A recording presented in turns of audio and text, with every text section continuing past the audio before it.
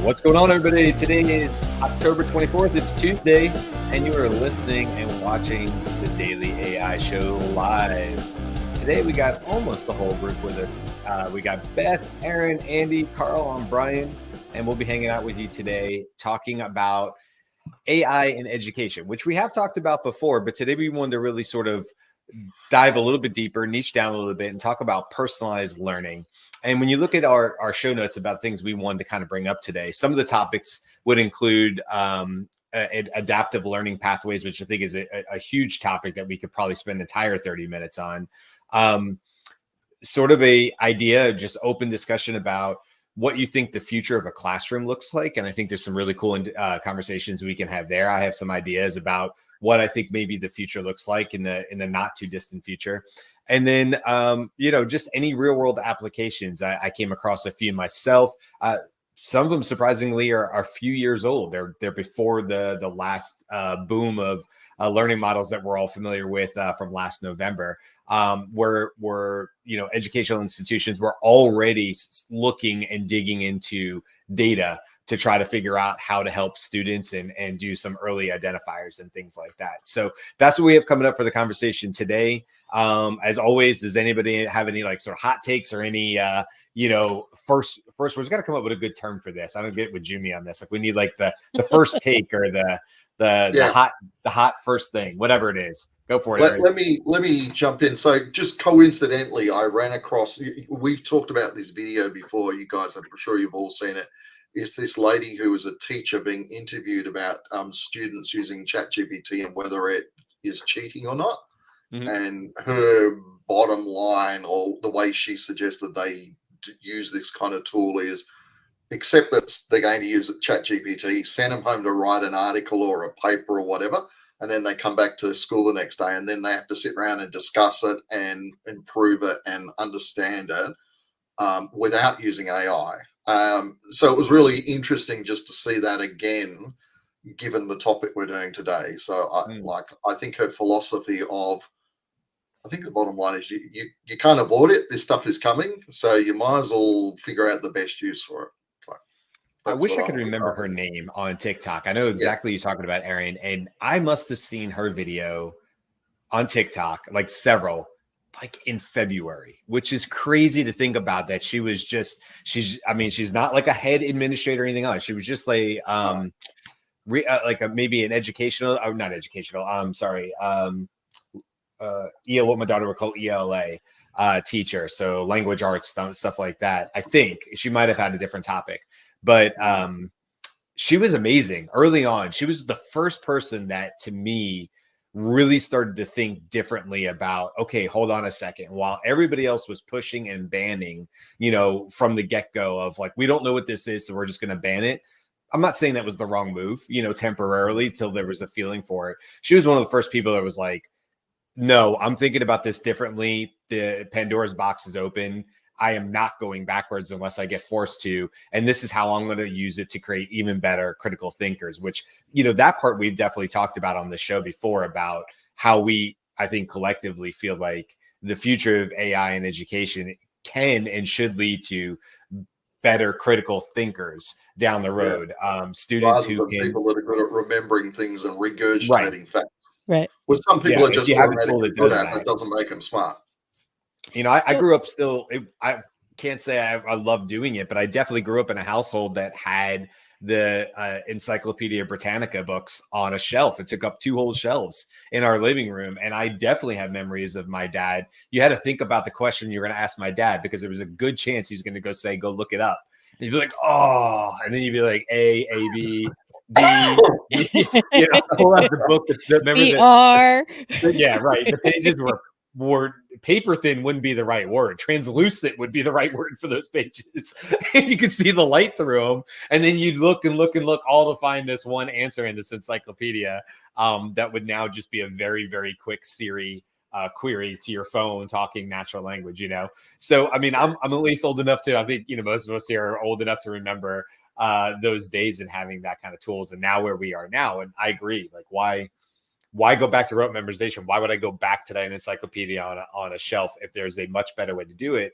And why would I continue to teach saying, hey, by the way, there's this bookshelf of encyclopedias when there's obviously a clearly better way? I'm open to any other discussions, but I do want to make sure we focus sort of on like sort of the sort of the pillars of what this conversation was about. Adaptive learning pathways. And just to sort of open that up, adaptive learning simply means exactly what the words sound like, having a customized, if you will, tailored, specific, niched, whatever you want to say, whatever word you want to throw in there, learning plan per child. And we could talk about elementary education, but I think this also applies through college.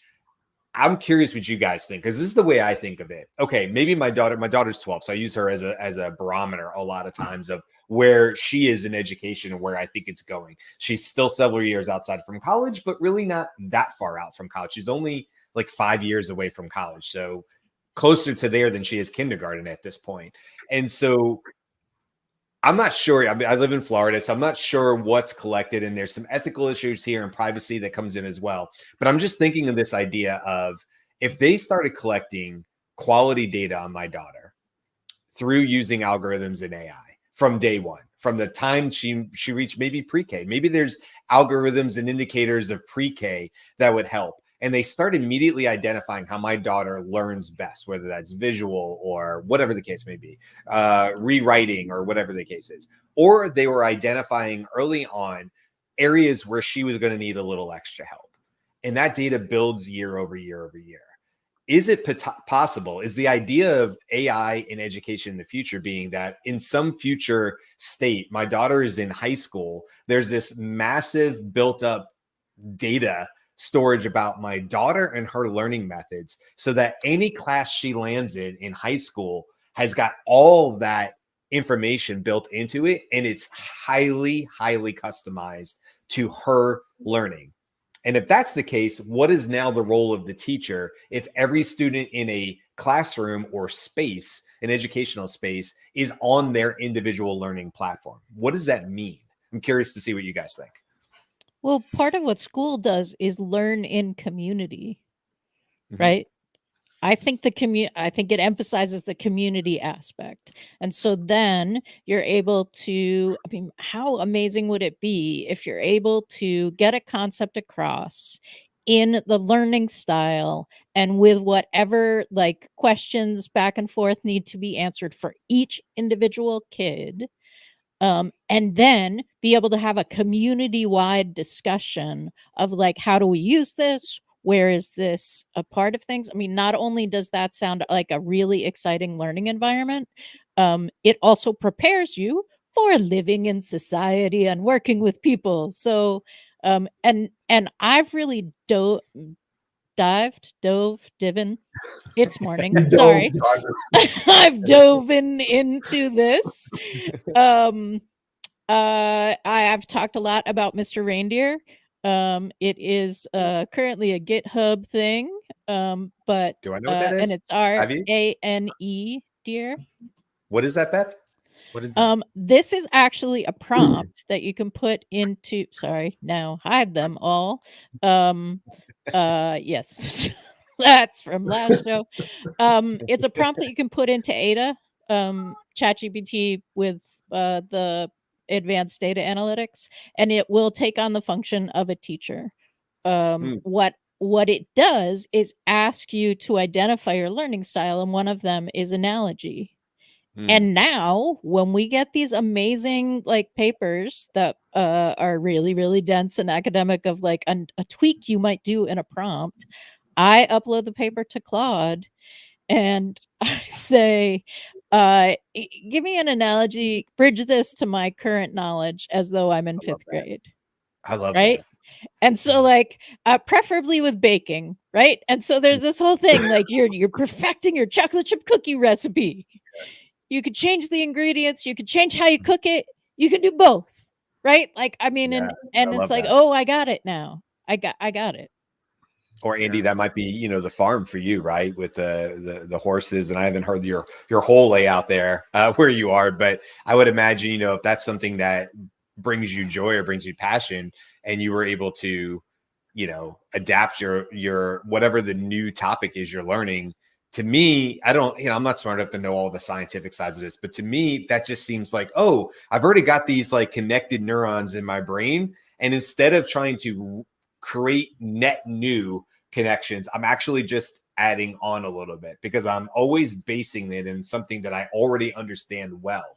And I just think like, oh my God, if you had every student and they had access to this, equity is such a huge part of this, is that I don't want to see AI leave more students behind. They actually cause more problems. That's maybe a side topic, but I get excited about the idea of a student who is excited about certain things, certain topics, and is able to, do what you just said, Beth, and be like, oh, explain it to me this way.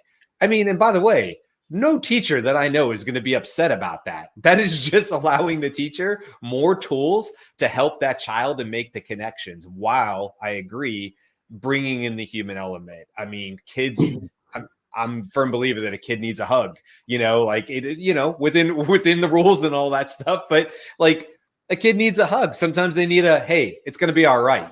That kind of thing. I mean, I did growing up. And so I think there's a way for us to take some of these harder concepts off the table for the teacher and allow them to just be the amazing individuals that they are in shaping our students' future. I don't know. I mean, what's your guys' Right. thought? And like, why is that? And why is that? And why is that? Right? Like AI will go there with you. You are not taking time from the rest of the class. You are not annoying the teacher. Like, go as far as your curiosity can go. I find that exciting. One thing I think I don't have kids, so I'll say that up front. But I remember back when I was in school, there's one teacher at the front of the class. You might be 20 or 30 kids in the class, and they can't get around to everybody and go do a deep dive on something, depending on either your level of interest in it and or your ability to understand and use it. So I think like mathematics classes, for example, I was pretty good at maths in high school, but there were people in my class that weren't. But my teacher did not have time to get to all of us and give us the in-depth training that we needed. And so I think AI can really do that. I actually did a little bit of research for this, and I ran across a product made by a company called Querium, Querium, and it's called Stepwise, and it's basically a mathematics training tool. And what it does is it allows a student to do, and I think it's probably aimed at the lower end of the grade level, but it allows the student to go home and do the mathematics practices. And the teacher's not interested so much in do they get the right answer, but how did they get to the answer? And what it does is it uses AI to guide them when they're making mistakes, so that they reprogram you talked earlier, Brian, about the neurons in the old brain. Instead of them making a mistake and being stuck with that, it's actually helping them recreate new neurons and understand the right way of doing it. And then the teacher can actually go in and look at how the student is doing it and better understand their requirements. So I thought not a parent, but I thought that was an interesting product, and it's certainly, I can see a market for that kind of thing. So, and I'm sure there's lots of products out there coming or already available like that. I think one thing, because my daughter's 9, and she essentially where I see, she comes home and talks about certain students who can't get certain topics. It's just some topics just are more difficult for some than others.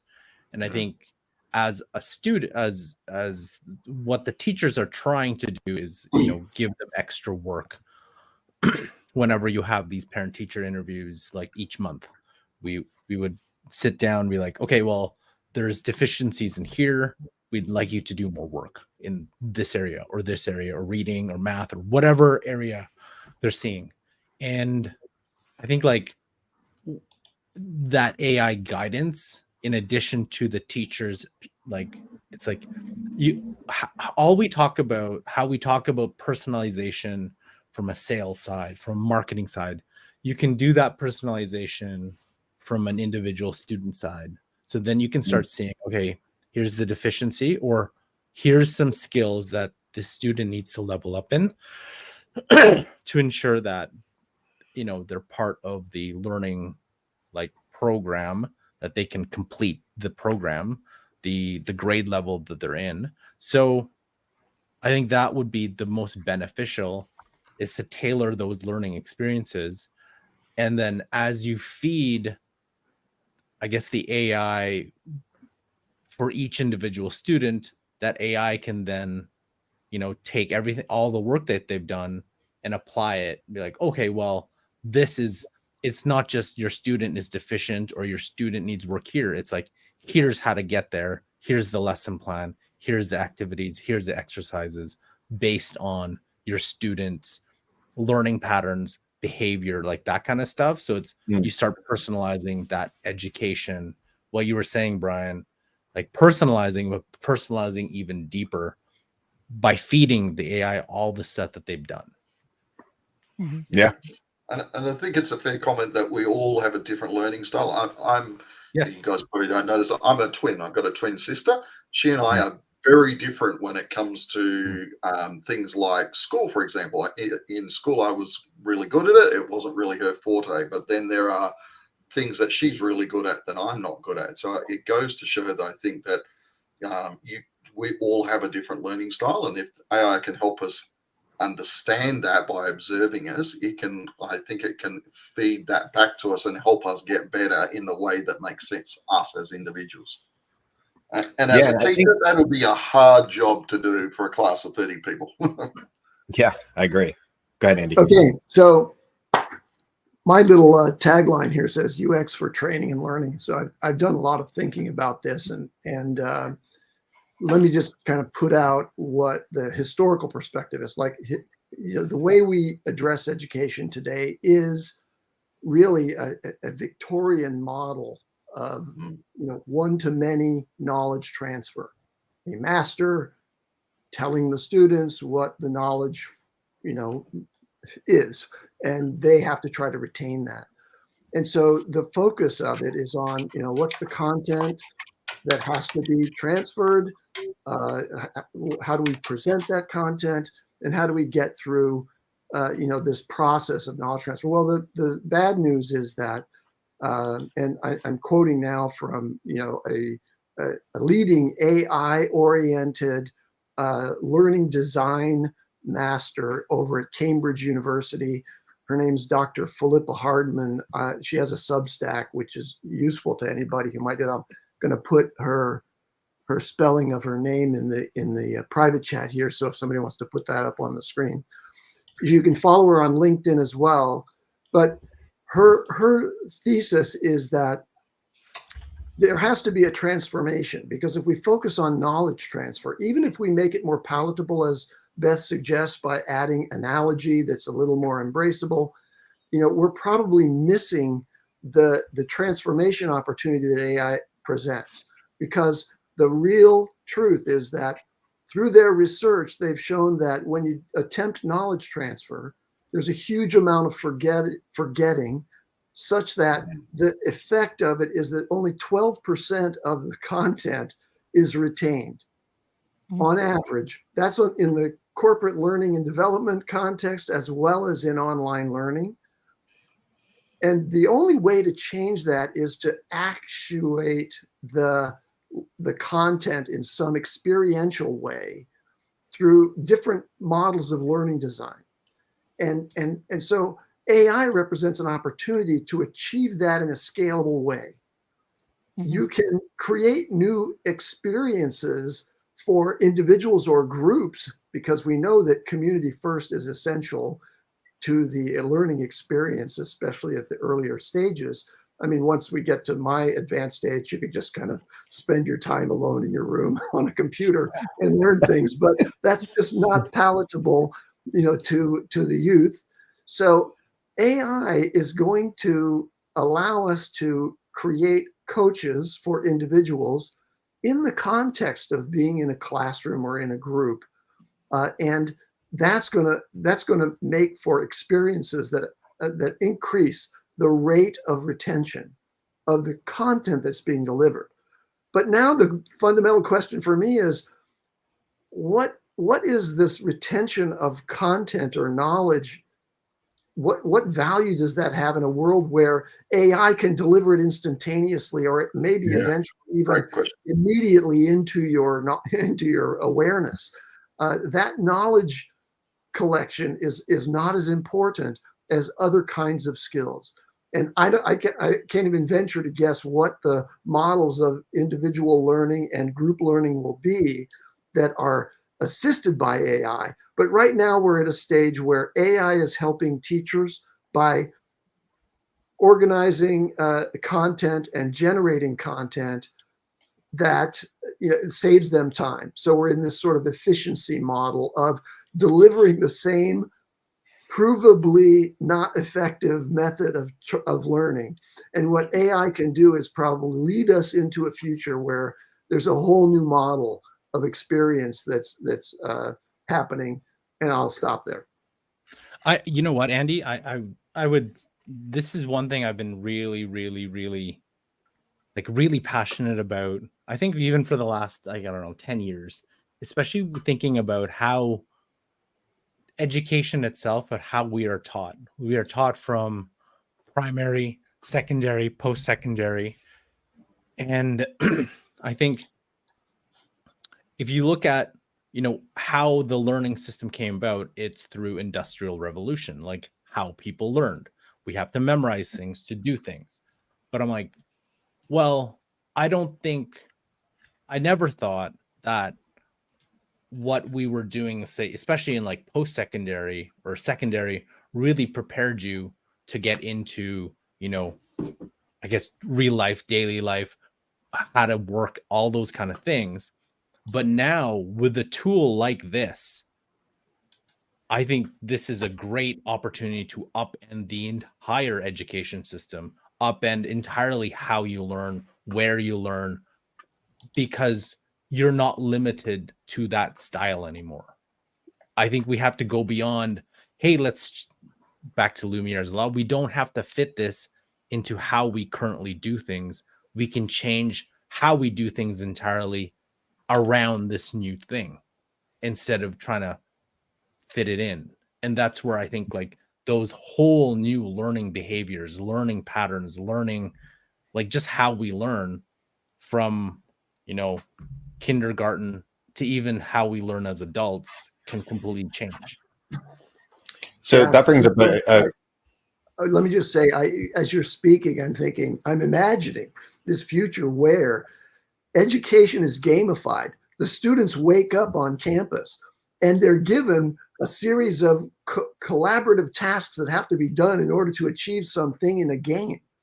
And that's been designed overnight by AI to help each person in their role to get something that the AI knows through its evaluation methodologies. It knows that they need to learn. I'm excited by the idea of a totally different method, because some of the things that I've learned have been through those kinds of challenges that I had to meet with a team of colleagues, or earlier on other students in my group. Those are the things that are most memorable to me and actually taught me more about being human and living and learning than reading books. It's like learning to, you can go and buy a book on it or go and watch YouTube, but you can learn to fly a plane, academically speaking. But if I stick you in a plane and let you go, you're probably going to kill yourself. So the learning is one thing, the regurgitating facts out is another thing, but actually implementing it, whether by yourself or with other people, I think is the part where we really start to absorb that knowledge and find it more useful.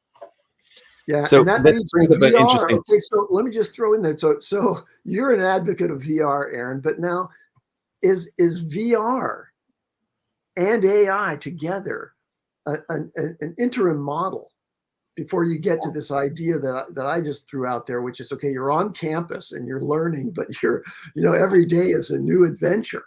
Rather than sitting in the classroom trying to make popular, that was an app on your phone and you had to wander around and look at things in the real world on it. I can't remember, but Is that Sorry? Pokemon Go? Yeah. I can do So that. like Yeah. the That was modern- revolutionary. That's the the modern version gamification of of that it. is AI plus VR. I think you're right there, Andy. Yeah. Well, Yeah. and I think my opinion on that is it's actually AI, right? AR. It's the augmented Right. reality, not the VR. That'll probably be the future of that. I could be wrong, but certainly the idea, and this kind of goes back to what I wanted to say was, you know, my buddy Evan Erdberg runs a company called Proximity Learning. He's a CEO. He started the company about 11 years ago, and they provide live virtual teaching to help solve the problem of lots of schools in the United States not being able to hire a teacher. And it's an amazing program, and he focuses on equity. Essentially, his goal is to bring equity to 1 million students because he feels like that might be the tipping point at which things really are able to change in education. So I love what he's doing, and so equity comes to mind for me a lot. One of the things I worry about is that, you know, at least in the States, government moves awful slow. And even not even just government, but like what Florida is going to do versus what California is going to do in a public school is going to be massively different. And what I think you're going to find is what you're talking about is like the new Montessori type schools, right? It's going to be somebody is going to open up this AI future education school, but it's going to cost money. It's not going to be free. It's not going to be subsidized, and only certain families are going to be able to put their children into those educational institutions, and it's going to give them a leg up. Frankly, I think so. And what I fear is that if we don't continue, and there are amazing companies that are doing this now and nonprofits, but if we don't continue to figure out how to get AI into all the students' hands, and Evan is one of the people who says this a lot.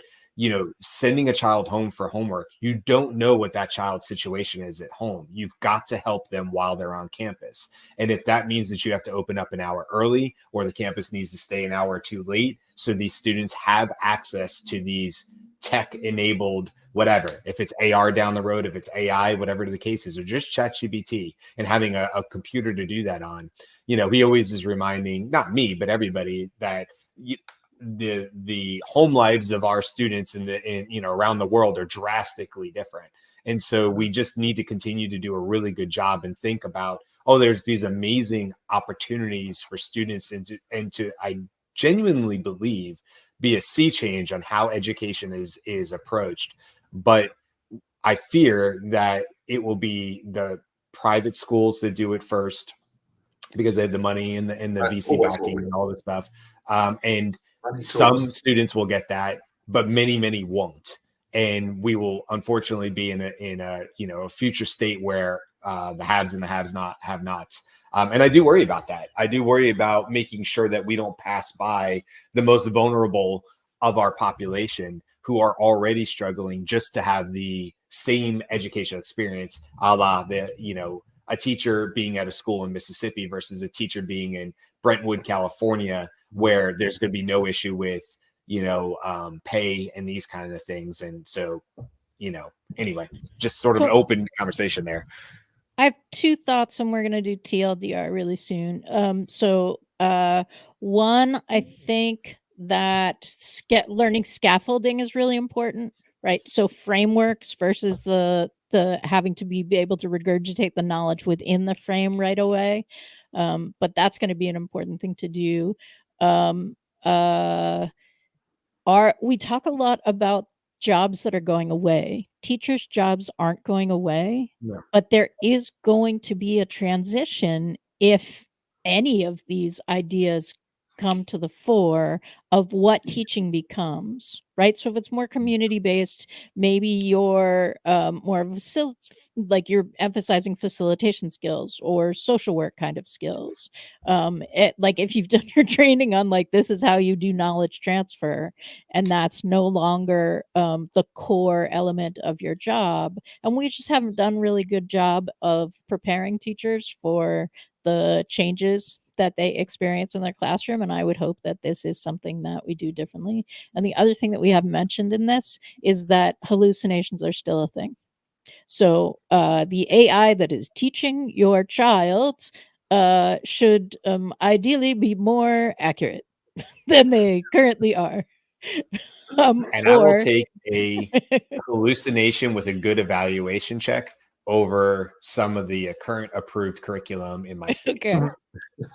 Not a parent. So I would choose one over the other hands. All right. 100. Well, even here in More on Purpose the- Australia, we've yeah. heard about some of the stuff that goes on in your state in that department. It's Okay, so if you didn't get it, the conversation. 2 parents on the panel who have children currently in school both said hallucination, like absolutely over what is currently happening. Well, yeah, Robert's not here, and we should admit if Robert was here, I have a sneaking suspicion he would have a huge pushback on this, I'm sure, which is, I love that we have all viewpoints here. I know you said we're going to get to the TLDR. I do want to mention one thing before we get to that as we wrap up is just because we didn't mention it. I did see a use case. I just want to bring it up. And this, again, was like from early on 2016. Ivy Tech was this college, and they hand-built algorithms at the time. I'm sure they're still doing stuff like this. And they predicted with initially 60 to 70 and eventually 80% accuracy within the first 2 weeks of a course, knowing whether their child was actually going to succeed or fail. And I think they were doing it actually at the it might be at the college level. Regardless, they got this thing up to like 80%. It identified 16,000 students, of which at that time, what they did was start making personal phone calls to find out what the things were. They found out electricity had gone out. They found out there was transportation issues. They found out all these things that they would not have known about, but his algorithm brought these students up. And it turns out it was for external factors in a lot of cases of what that child needed, or they just needed more resources here or whatever the case was. Anyway, very, very interesting. And I think we're going to see a lot more of that. But this idea of very early on, not after the fact and then trying to figure out how we're going to fix it, but having those early indicators that maybe a human couldn't possibly pick up on their own because they can't, bring in that much data at once, leaning on these tools, these algorithms to say, hey, this is a red flag. This is a warning sign. We should be contacting and working and trying to figure out what we can do proactively to help these students. That alone, I think the implications of that, across the board, I think are really, really impressive. So just want to bring up that use case because it was really interesting to me. And I think there's going to be a lot more like that. But that was one of the ones I found out. Okay. So do we want to wrap things up with like either TLDR or like a sort of a last thoughts on this, if it's not like a TLDR necessarily, but what are you guys' last thoughts on this? How far off are we? Is this a next week thing, or is this going to take 5 to 10 years to really truly see roll out into our educational system? Just whoever wants to jump in. Here's a little. I think here's the tangible takeaway for any parent or any teacher wanting to apply a little AI to their student.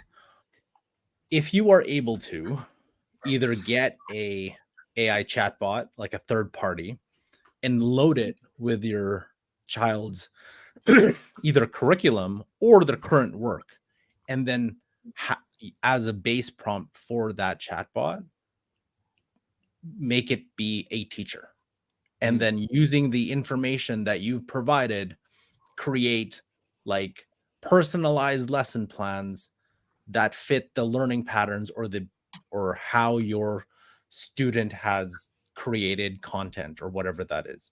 I kind of thought of it now. I'm like, hey, if you want to try something a little different, use that and see if it gets your data and then applies that data and then uses it as a way to build a learning program going forward. Nice. And by the way, all that stuff, at least in the States, that's mandated by law. So like all the teaching points that your child is going through on any given week or whatever, that's all mandated by the state because it all has to be, all those points have to be hit by the teacher when they create their lesson plans. So you actually, as a parent, you actually have a pretty good starting resource for something like that, that's open and available on the internet because it has to be, or at least in the States, it has to be like that. So that's a really cool idea. I like that. And if you don't know how to do that, Carl will set one up for you for $500. I'm thinking that's a cool video series, personally. Like, all right. That would be. All right. I wouldn't. Have a new business idea. My final thought on this is that I'm the new teacher. I'm the new teacher. My Go ahead, final Andy. thought is that there's huge disruption occurring in the workplace, and the educational system has been built to feed workers into the workplace, as well as, you know, advancing real elite academia to the point where we advance technology. AI is going to generate enormous surplus profits for small groups of people. That needs to be repurposed into education. I think it's a big mistake that AI could scalably deliver education directly into the home.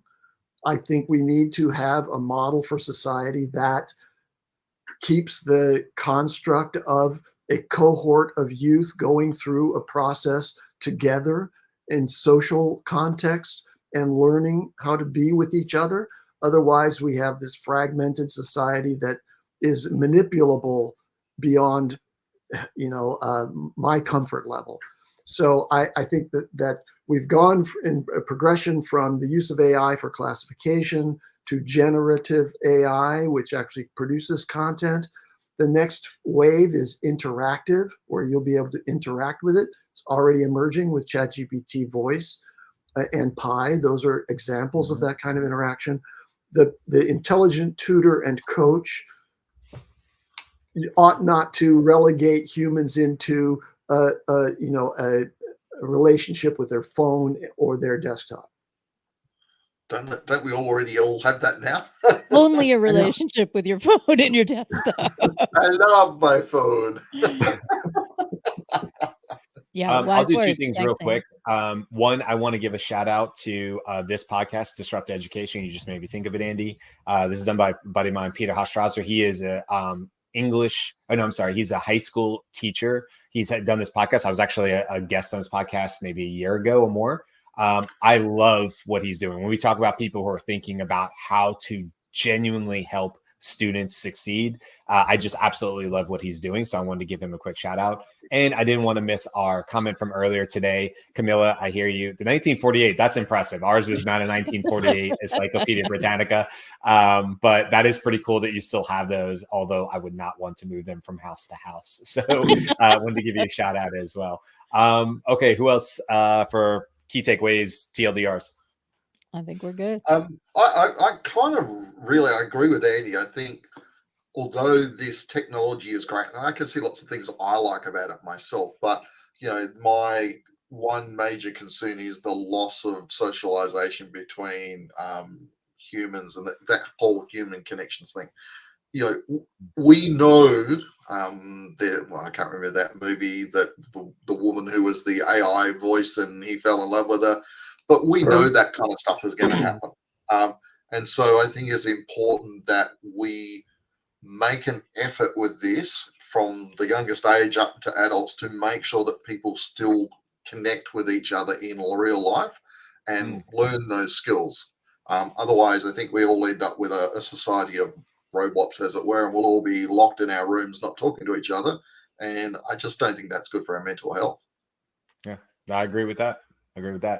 Okay, well, I know we ran over on this one, so another good conversation. I'm sure we could talk on and on and on. But tomorrow we'll be back talking about AI in the news. We'll be covering all the different news topics that we individually thought were interesting from the last 7 days. So come back tomorrow and check us out there. We have a show on AI and bias coming up later this week. So a lot of good topics coming up. And of course, we'll have more in the next following weeks. That's it for today, guys. I hope you guys have a great rest of your Tuesday, wherever you're at, whenever you're listening. This has been the Daily AI Show Live. You can check us out on various podcast platforms like Spotify and Apple Podcasts and several others. You can also check us out live daily on LinkedIn Live as well as YouTube Live, and we put the replays there as well. So lots of places to find us. Until then, see you guys tomorrow. Thanks for a great conversation. See ya. See you later.